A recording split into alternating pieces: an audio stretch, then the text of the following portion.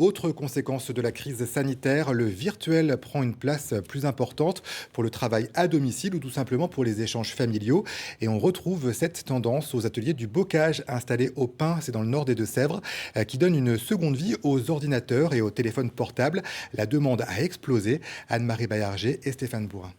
En fait, j'aurais besoin de 15 ordinateurs portables pour le centre socio-culturel, plutôt d'utilisation simple.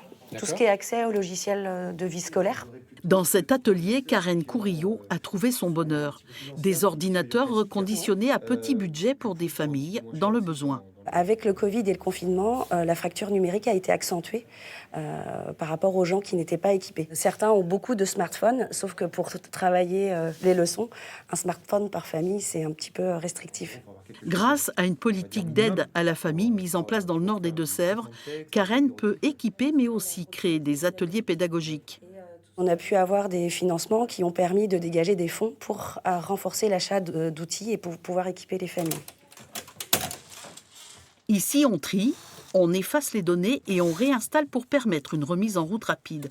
Plusieurs milliers d'ordinateurs high-tech provenant d'entreprises et d'administrations sont reconditionnés.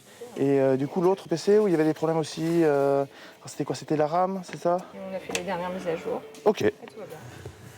Pendant et depuis le confinement, forte demande des associations, des centres socio-culturels et de l'éducation nationale.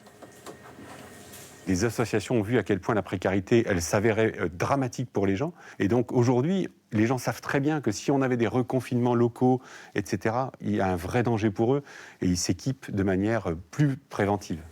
Les ateliers du bocage sont en train de réaliser un partenariat avec les entreprises.